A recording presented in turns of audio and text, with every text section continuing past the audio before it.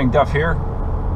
Trying something a little different with the camera. I actually have it directly mounted to the anchor point on the windshield instead of using the extensions. Trying to see if I can get the picture as stable as possible.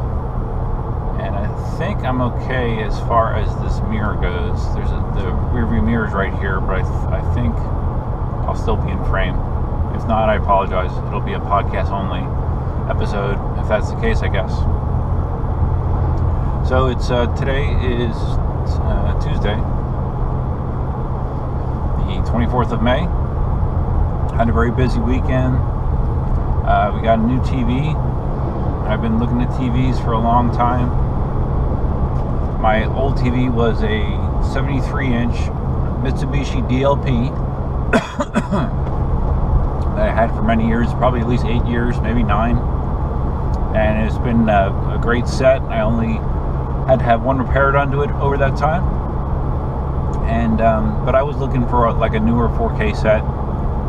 And for a while, I assumed that I was going to have to get a bigger TV. Not have to, but I wanted to, because the natural progression of things is to go bigger and better, and So I was looking at 75-inch screens, 75-inch 4K TVs.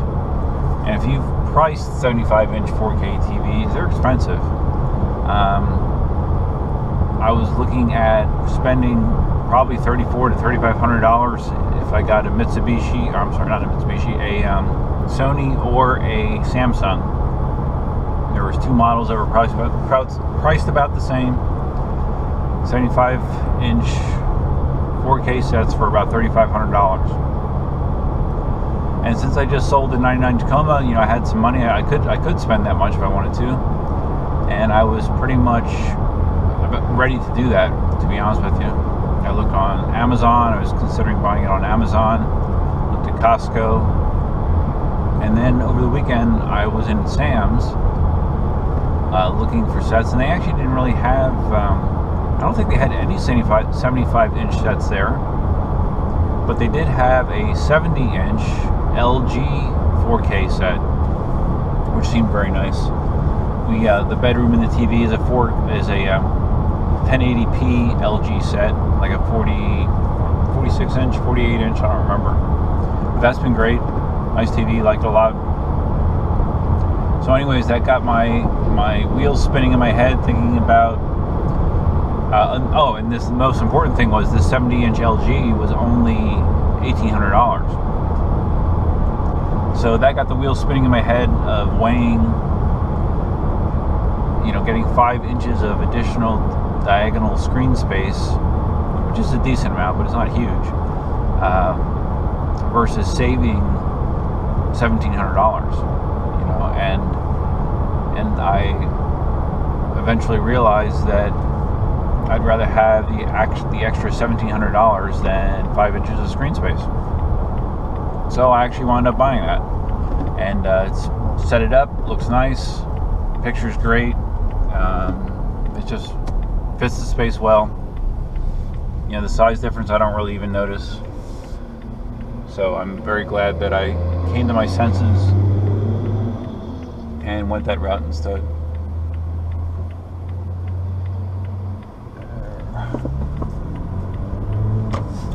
And the other big purchase over the weekend was I bought an engagement ring for Cindy.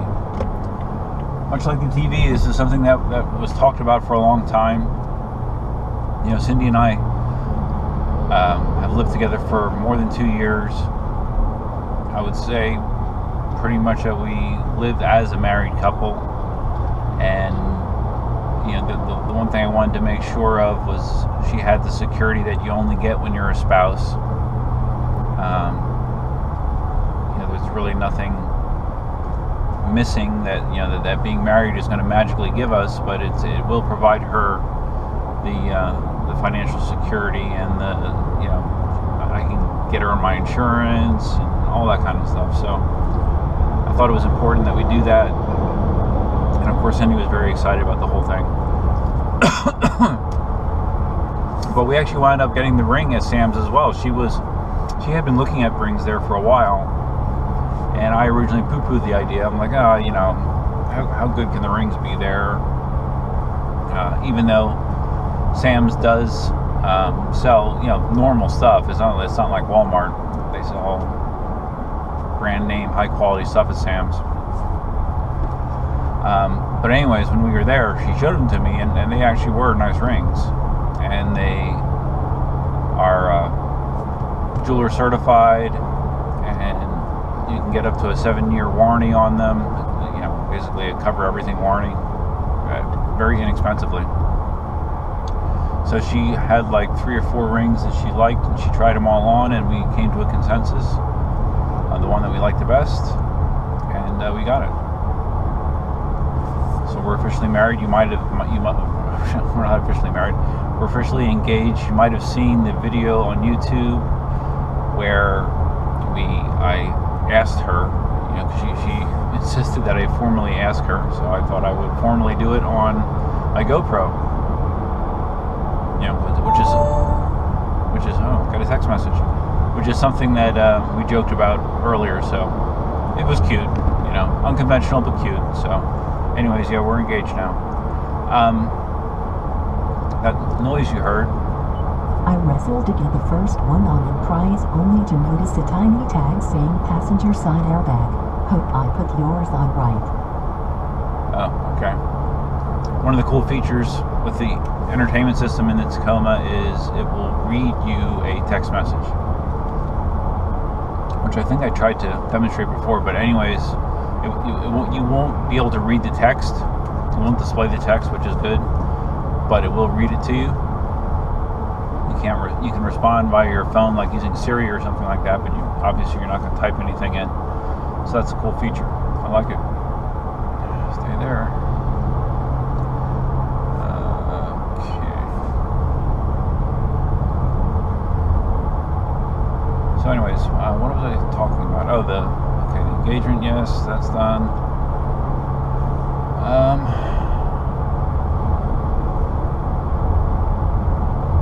I repaired my monitor over the weekend. My one Samsung 27-inch monitor started exhibiting a behavior where it wouldn't stay on. It would just be flashing on and off.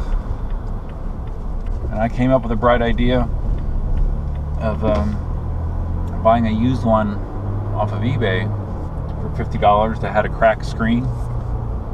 My thought being that I could combine the two monitors to make one good working one. And I eventually got there.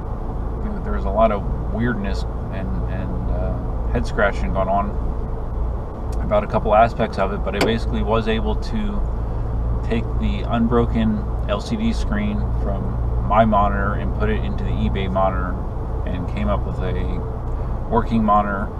The only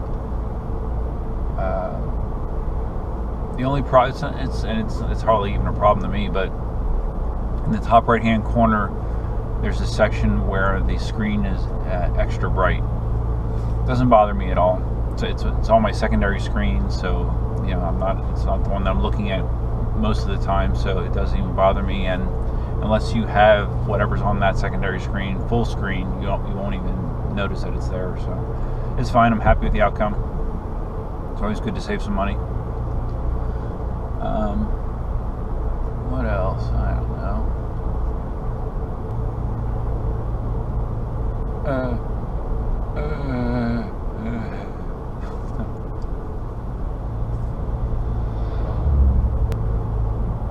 You might notice, but I doubt that you'll notice, that the seat I'm sitting on looks slightly different than before. If you notice that, you're really observant.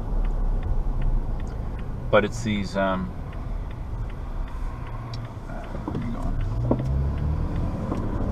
It's a neoprene seat covers that I put on the Tacoma. They had them at Costco for a very reasonable price, and put them on to protect against my sweat mostly. You know, when I come out of the gym, a lot of times my shirt is sweated through. Don't really want that soaking into the cloth seats, so These neoprene covers should actually prevent that, and they're washable and not that hard to put on. So we also got another set for the Prius for the same reason, so that's a cool thing. So like I said, I'm on my way to work, and initially what I was doing when I was taking the Tacoma to work was parking in the parking garage, because it's a brand new truck and you want to keep a brand new truck looking brand new as long as possible. And so I would park there, but then I got like I don't know, I bet by the time I park and get into the office, I'm spending an extra 10 minutes compared to parking in the lot. Don't want to park in the main lot because of people being idiots and slamming into your car, or the weather exposure, all that kind of stuff. But the last couple times I've been hitting a happy medium where I park my truck in the adjacent church lot, which some people do. It's not as busy, and you have more protection from people being idiots and slamming their door into your door or whatever. You still do have the weather exposure, however, which concerns me, but I don't know. I keep telling myself I need to get over the fact that this is a truck, and I can't keep it in a glass box. So I may just keep parking in the parking lot and just deal with it, Curious if this video will be more stable. I would think it would be. There's nothing to shake around at all. Another thing I was looking at last night was I was looking at the DJI Phantom drones. I have a drone that I infamously got cited for flying at Yellowstone. Paid a $900 fine. I have a Phantom 2 with the same GoPro as my aerial rig, and I've looked at the Phantom 4s, which are super cool. They have their own built-in 4K camera. They have additional cameras that are used for obstacle avoidance, believe it or not. They can track you. You can have it lock onto a person, an object, and just follow it intelligently. It has the built-in first-person view setup where you hook up your smartphone or your iPad to your controller, and then you can actually fly the copter from the perspective of the camera that's on board, which is a really cool thing. And it has huge range. It can go over a mile, and you can still see the video. You can still do first-person view over a mile away, which is pretty crazy. So I'm thinking about getting one of those, not in the immediate future. They came out not too long ago. I'm hoping if I wait a little bit, maybe the prices will drop a little bit. And then my old one I could sell or give to somebody, or I don't know. Because it still works fine. Just doesn't have the latest and greatest tech. Awkward silence. Alright, well that's all I can really come up with right now. Sometimes it's nice to just chill and listen to the radio. So I believe that's what I'm going to do. I remember the one, sorry, I'm not sure how loud this fan's going to come over the GoPro audio-wise, but you better stop, thank you. One other thing, remember I was mentioning I was looking at the Phantoms, the new Phantom 4s. I saw in the description something that was very interesting. It was basically a warning saying that the Phantom 4 flat out will not operate within a 15-mile circle around Washington, D.C. Basically, through GPS tracking and whatever the firmware is they have in this drone, it can literally disable it from functioning if it detects that it's in that circle. So it basically, the warning basically says, hey, if you live within that area, be warned that your drone will not operate even if you're flying from your house, and if you happen to be within that 15-mile radius, you're dead in the water. So yeah, I can see the pros and cons of that. You know, obviously the very biggest con is you know, a big brother attitude where people have the ability to disable your drone wherever they deem that you can't fly it, which, you know, from a safety perspective, I guess I can understand. You know, I guess it would be cool, like if you're around any airport, it shuts down. I guess I can understand. Overall, I would say that I'm in favor of that feature, but there is a part of me that doesn't like Big Brother controlling what I can and cannot do, and I don't think anybody really likes that, but overall I don't think that's a horrible idea. So anyways, I thought that was interesting. As you can tell, I'm in my gym clothes, sweaty. Today was lower body day, my least favorite day. I once again did squats, and I always try to in some way improve upon my previous effort, if at all possible. Some things, like bench press, it's very hard to do, but with my squats today, what I did was, 2 weeks ago when I did barbell squats, I did 4 sets of 8 reps at 185 pounds, which is right around my body weight. Today I did 3 sets at 8 reps. On my 4th set I did 9 reps, barely. The bar felt like it was cutting off the circulation in my brain. It was starting to go numb. So I was standing there for a while trying to catch my breath. And then after I did my 4th set at 185, I dropped back down to 135 and did 10 more reps. You know, about as deep a range of motion as I could go. So it was definitely an improvement over my last effort. Not a huge one, but an improvement. So if I can just slowly pack on to those numbers over time, I'll be happy with that. Cindy's actually going to be picking up this truck mid-afternoon. She made arrangements to go have the side windows tinted, so they more or less match the back and the rear of the truck that already come tinted from the factory. It's amazing the difference you feel down here in Florida because the sun is so intense.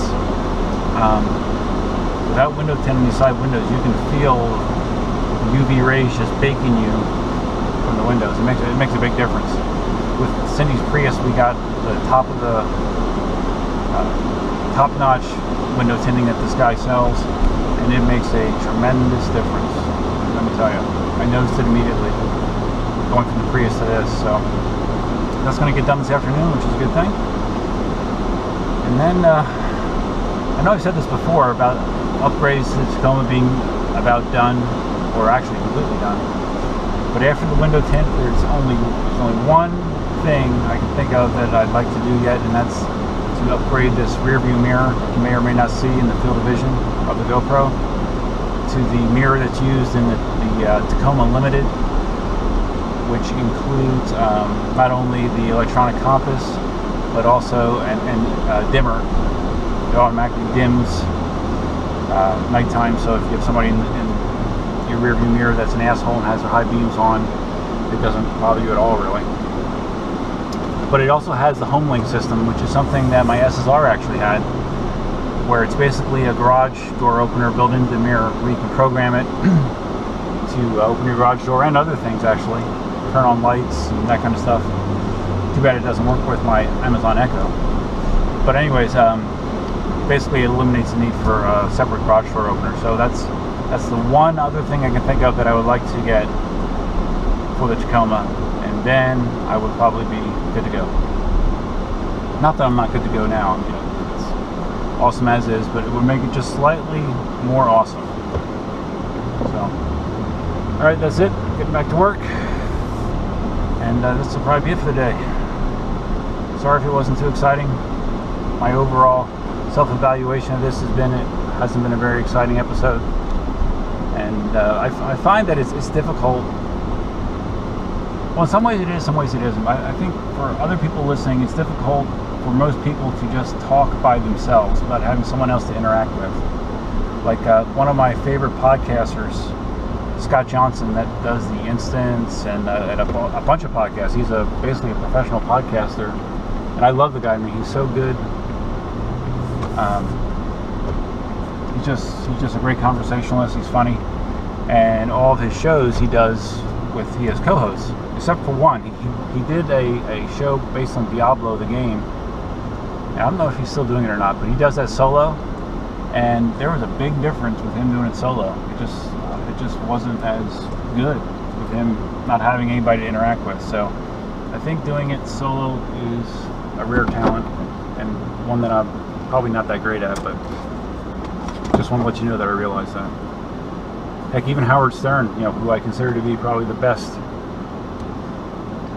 broadcaster that I have ever heard, would have a hard time doing it by himself without having his co-host to bounce things off of.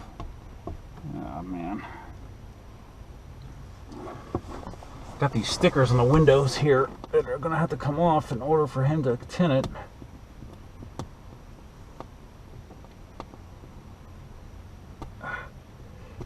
They're not come off very easily.